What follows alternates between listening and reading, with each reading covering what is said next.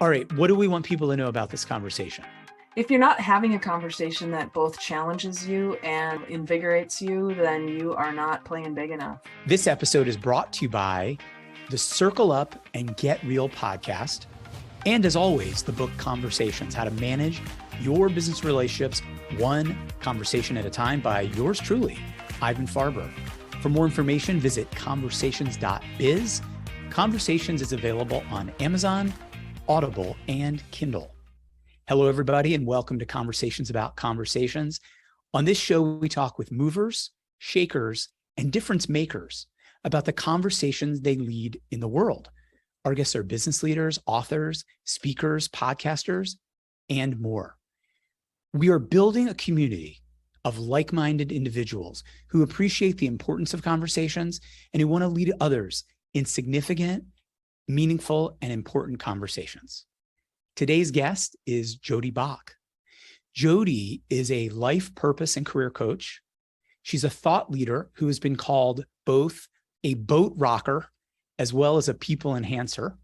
She's the author of several books, including Power Tools at Work, helping leaders build a strong, engaged, and connected culture, and The 100% Factor, living your capacity.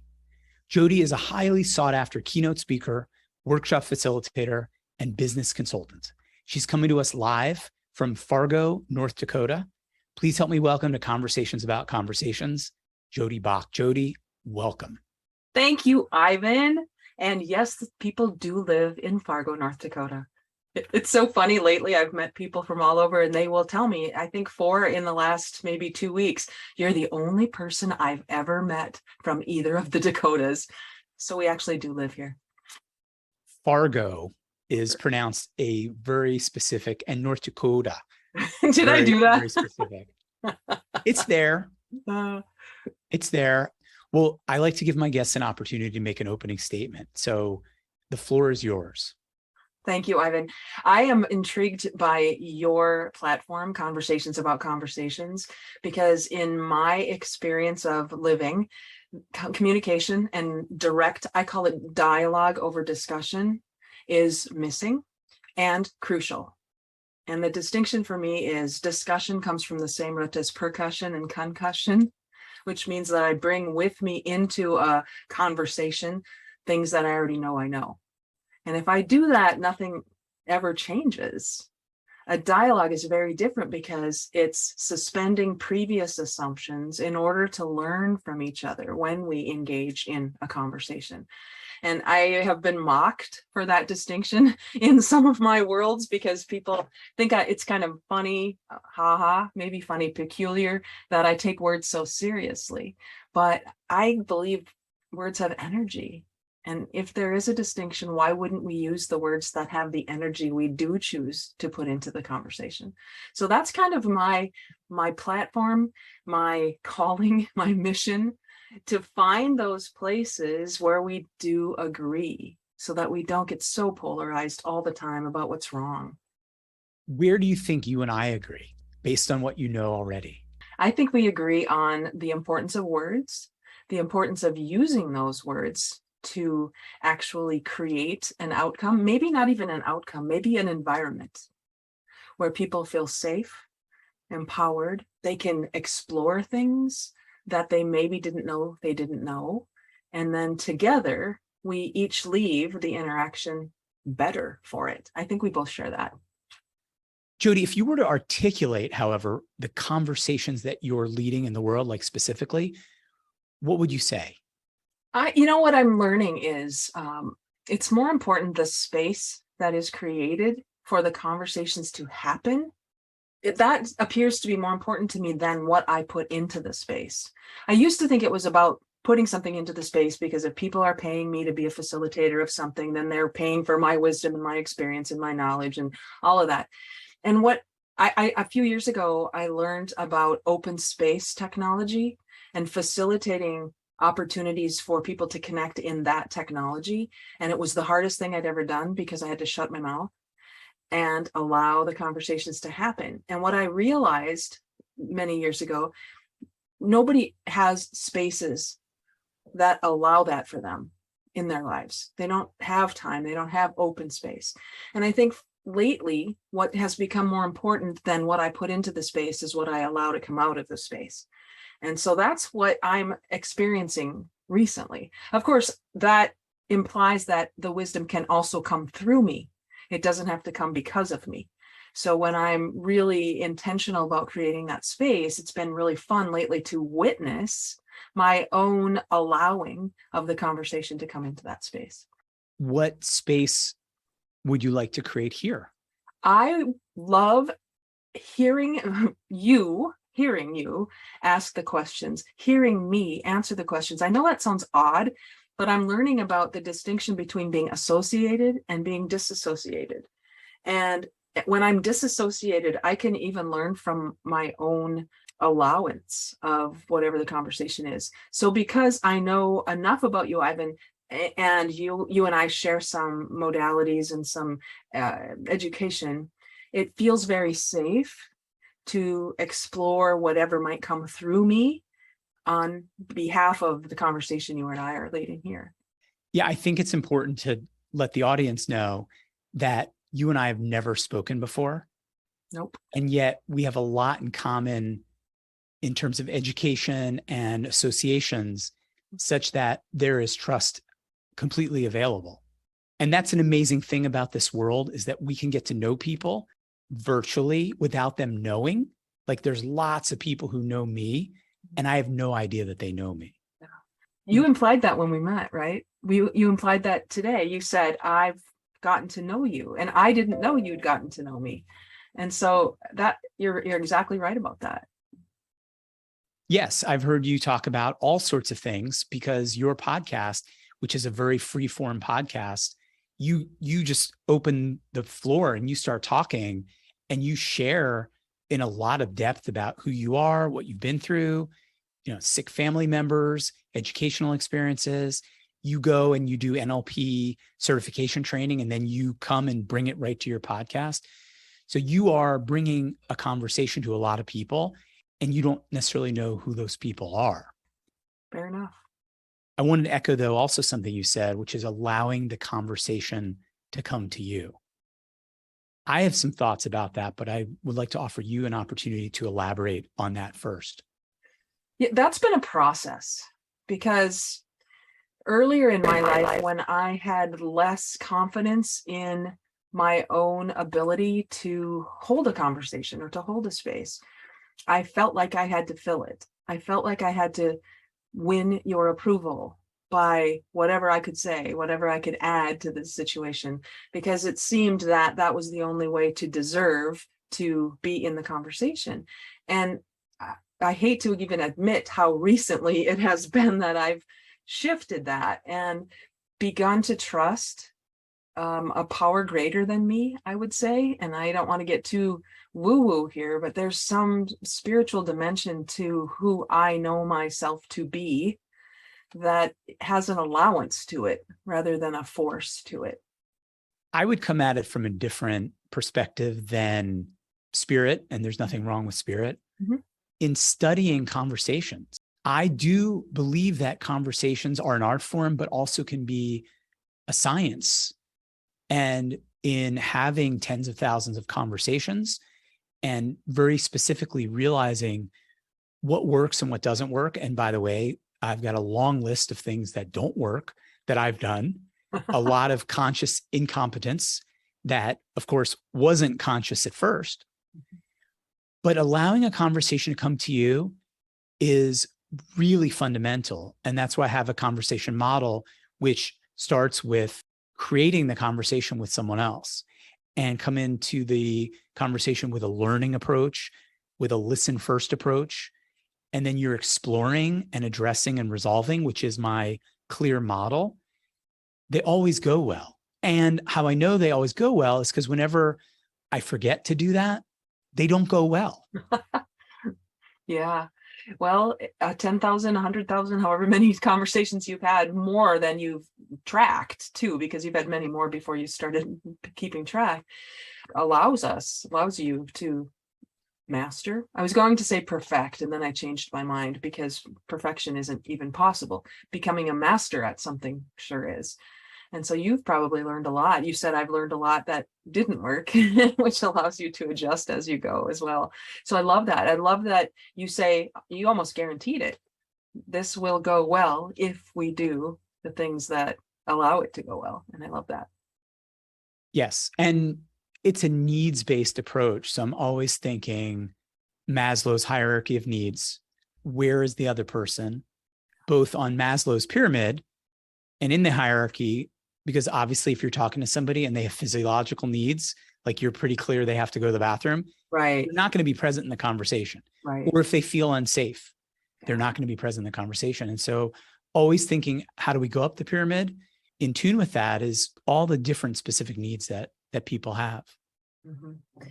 It's occurring to me as you say that, what is your desire in a conversation you have with somebody in your podcast world, but also in your business world? And I would ask that of all of us, ask that of myself, because if as a leader, my true desire is to dominate, to be right, to prove someone else wrong, that conversation will be very different than if my true desire is to actually connect. And as you said, to learn and to grow as a result of the conversation. I notice you're so good at rapport, because you are nodding, you're allowing me to continue. And that is huge, because it makes me feel, or causes me to feel as a participant in the conversation, that I have something of value to add.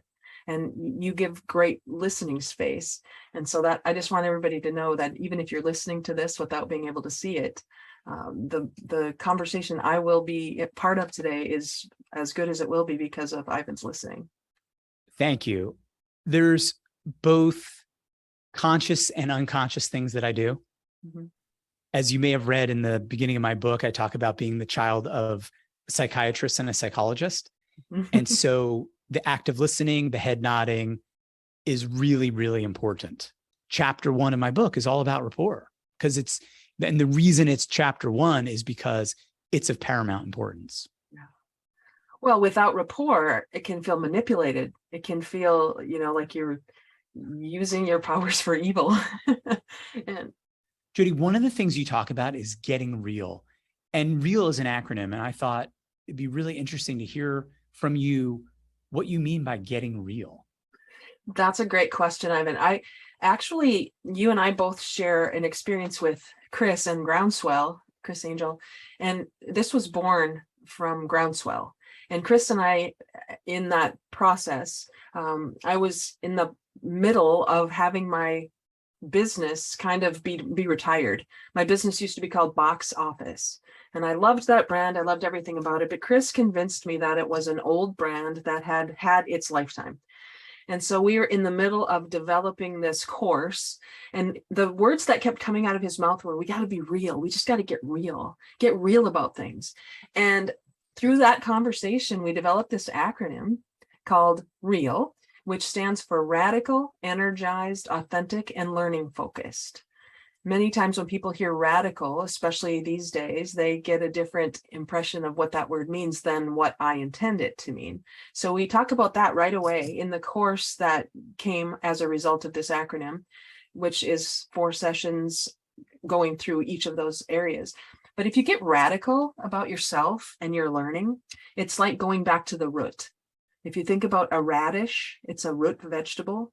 And radical integers, I've been told, I'm not a math person, but I've been told that radical integers can't be divided anymore. So it gets back to the root.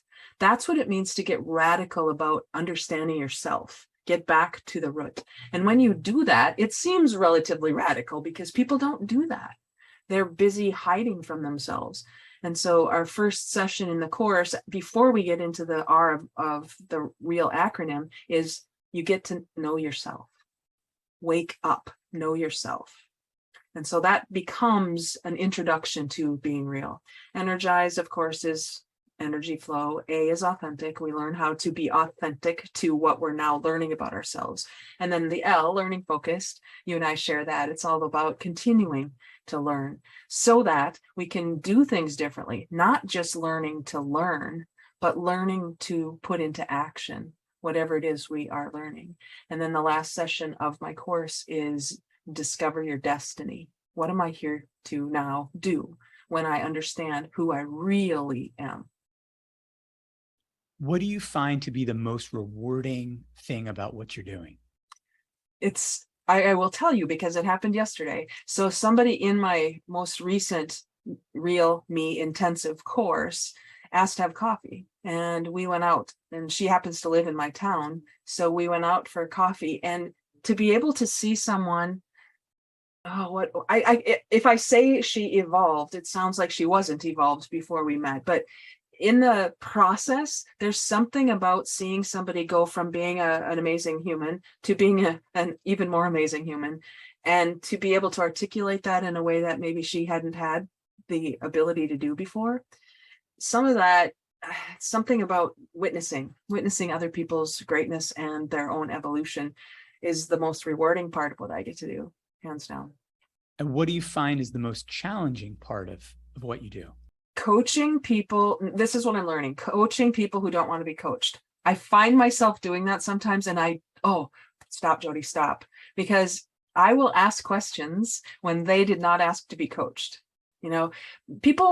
I'm learning that people deep down just truly want to connect. They want to connect in some way. And for some people, the only way they know how to connect is to connect about what's wrong. And so when people connect about what's wrong, and they'll say, this blue is the stupidest color in the world. I know, I agree. And they can find a common enemy. They connect on that. My tendency is to say, so what about blue? Tell me more about that. And they're like, I don't want to be coached. I just want to be mad right now.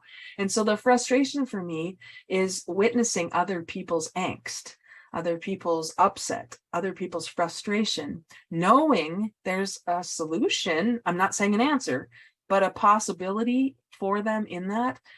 They're more comfortable in their familiarity, even when it's not comfortable anymore. And so it's not my job. It's not my job to wake everyone up. I have to keep telling myself that all the time. It's not my job to keep waking people up who don't want to be awakened. People are attached to their stories. They're attached to their problems because their problems are a big part of their identity. Is the problems that they have, myself included, and probably you mine too. too. Yeah, right? For sure. And so, yes, that is a challenge with coaching. One of the challenges that I found was that I would give what I thought was great coaching. We all think that we're giving great coaching, and they wouldn't take the coaching. So I'm also guilty of giving unsolicited coaching, although I definitely recognize that. And once I got really grounded in my conversation model, that when I'm creating a conversation and creating a shared destination, then when people didn't want coaching, it's like, okay, that's not on the agenda. That's not where we're going. But when people wouldn't take the coaching, I would take it personally. And someone put on my Instagram feed today the 4 agreements. And of course, one of the 4 agreements is don't take things personally. And I am definitely a conscious, incompetent person about taking things personally. That's my automatic place that I'll go, is to take it personally.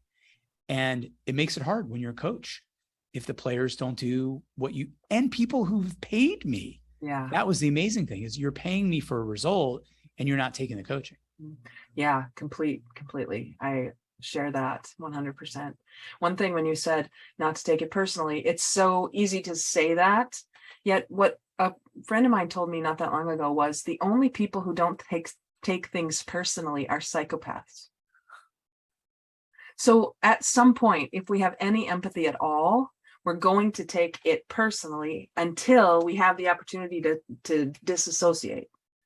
So at first, because empathy is one of the things that I want to get less of, but it is who I am. And I now can recognize when, oh yeah, that wasn't mine to take. And I have a friend who has told me many times, I'm a people pleaser. I'm a people pleaser. And I'll say, well, remember, you're a people. Because if we can start with us, it sounds selfish, but it's not, because I can't expect somebody else to take my advice or my coaching if I'm not taking my own advice or my own coaching. So what I'm learning is just to go first even in the midst of uncertainty. And if I feel safe enough to explore and safe enough to say something that when it comes out of my mouth, I can go, oh, wait a second, that wasn't exactly what I meant to say.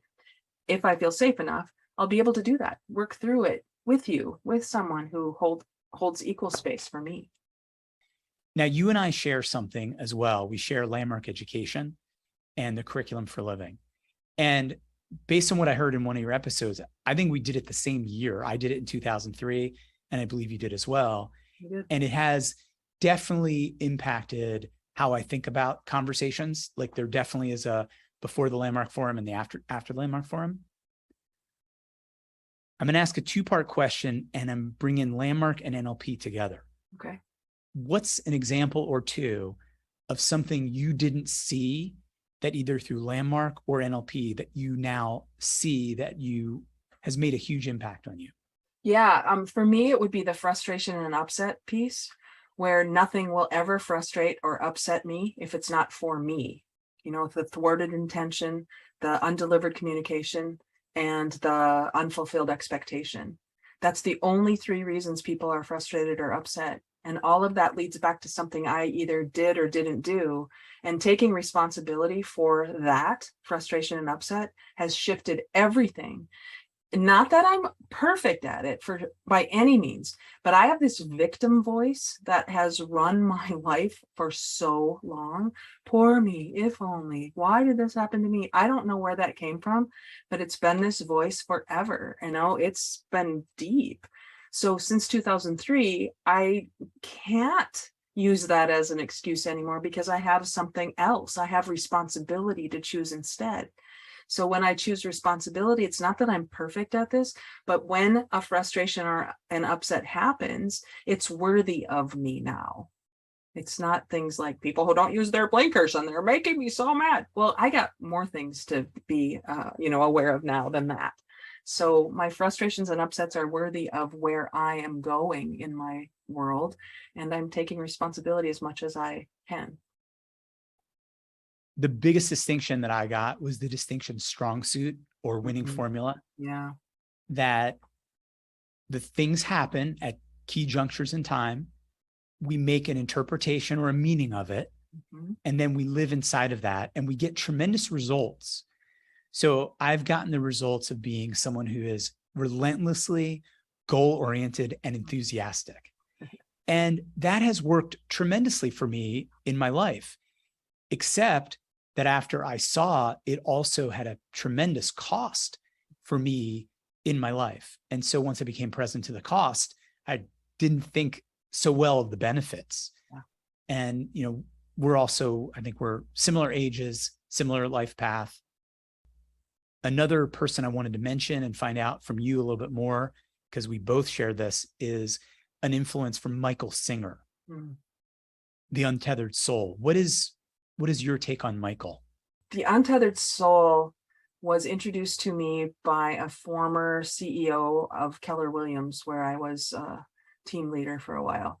And it's so matter of fact. Michael Singer is so matter of fact and so easygoing and just so it is what it is.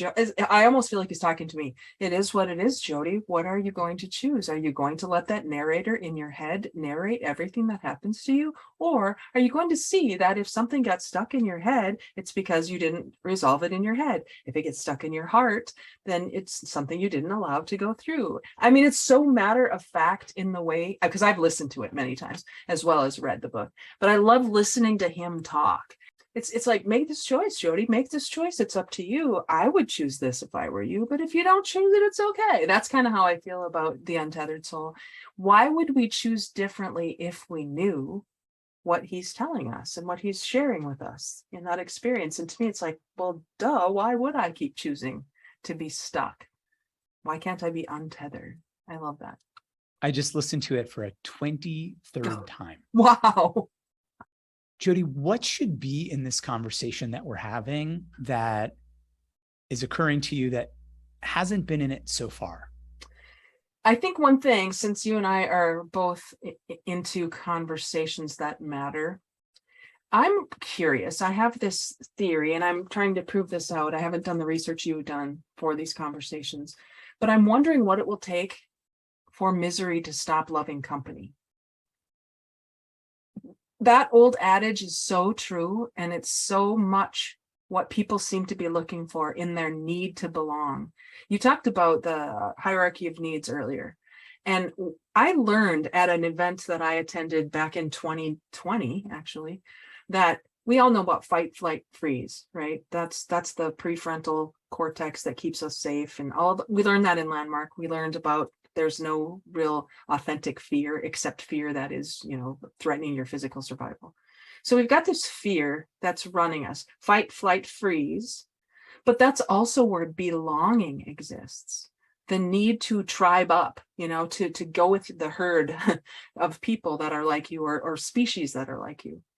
And it makes sense to me that if people don't know better, they are going to belong, find that place where they can, what I call sport bitch about things for the sport of it. And when I notice this and I see people doing that, you can call it venting, you can call it, finding our common enemy. I'm so curious about why we keep doing that when we know better.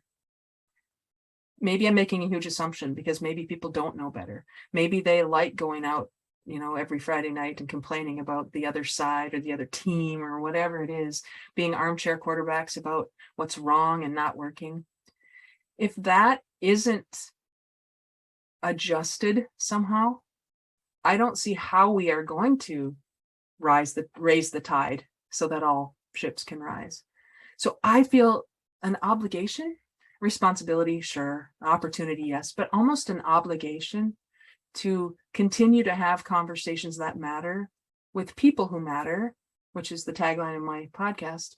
But the secret is that's everybody who wants to engage in that kind of tide rising conversation. So you do that so well in the way you lead your conversations. And I'm just grateful to be part of this conversation that I hope will re-energize whoever's listening. My take on misery loving company is similar to yours, but I'll add a little bit to what you said. Using Landmark, going back to the distinction of already and always listening, and looking good and avoiding looking bad. And when you are miserable or have some kind of victim or martyr story, you don't look as bad when someone else has it. They used to say that overcoming something so that people admire you, that the admiration that we seek is the booby prize, because we're getting admired for overcoming some kind of victim story or martyr story. And I would simply close that idea with just, it's the natural pull of being human. Like the natural pull of resignation and cynicism that the forum talks about is kind of in that is just the natural pull is to say, I want to survive. I want to look good. And so to overcome that, I have to have some kind of misery or madness to overcome. So that's my take on it. As a closing statement for you, Jodee, what would you like people to do as a result of listening to this conversation?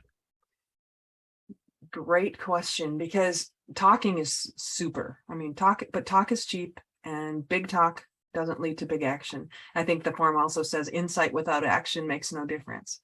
So there needs to be something. If it's a book, we've talked about a couple of books. If it's a mastermind, if it's a something, I would encourage anyone listening to take new action, read a new book, drive a different way to your office, do something differently this week. And if it's looking for a place to gather, looking for a place to be challenged in a new way, there are many places online. You can find an online group. You can find a mastermind, call it what you will. I have virtual groups all the time, studying things. I have free virtual groups. Come and find something that will challenge you to get outside your comfort zone. I know that seems really trite. We say that all the time, but really do it this week. Do it. Do it. Yeah, right. And I think that's what you mean by live to the edges. Yeah. Like you have this comfort zone and that you can stay where you are, or you can grow, progress, add to the human race and to the conversation that all of us are, and push the edges. I think about, when I think about live to the edges, I don't know if your audience remembers those merry-go-rounds in the playground that you would run alongside and then you jump on. They were those they'd go in a circle, they're metal and they have little handles to hang on to. If you're in the middle of that merry-go-round, you're not going very far. I remember jumping on and standing in the middle. It's going around, but you're not going anywhere. There were people who were hanging on to the handles and their feet were flying off. They had a much bigger trajectory than I ever did if I stood in the middle. That's what living to the edges is about. You might get cut. Yes, you might. There's risk because the edges are sharper. But the risk of flying off the edges is way more exciting and in my opinion, way more important than staying in the middle where we already know what we already know. So that's what live to the edges means to me as well. Might be risky, but it's worth the risk. Okay, Jodee, before I close, I want to make a special announcement. As you know, this podcast is brought to you by the book I wrote in 2018 called Conversations: How to Manage Your Business Relationships One Conversation at a Time. And for a limited time, I'm going to give away copies of the book to the first 10 people who reach out to me. Either direct message me on LinkedIn or Twitter, or email me at ivan@conversations.biz. I might change my mind about this offer, but mostly at this point, it's much more important to me to make a difference than to make a few extra dollars. Mm-hmm. I want you to have my book. Of course, I'm not opposed to you purchasing it on Amazon, Audible, or Kindle, but I want you to have it and I want you to be a part of this conversation. Just as a little bit of a teaser for you, here's what people have written about the book on Amazon. The reviews say, this is one of the best self-help books I've ever read. It's a manual for someone who wants to optimize their business and personal relationships through effective conversations. It's relevant for anyone who cares about improving their relationships one conversation at a time. So Jodee, as a thank you for being on the show, I was going to give you a copy of my book, but now you have told me that you've already reading the book. I have the Kindle version. So, okay. Well, I am happy to give you a copy of the book. Another message for everybody out there. As I said at the beginning, we are building a community of like-minded people who appreciate the importance of conversation, who want to lead others in meaningful conversations. We believe you cannot achieve greatness without having great conversations. And with that, Jodee Bock and everybody out there, thank you for being a part of this conversation about conversations. Thank you, Ivan.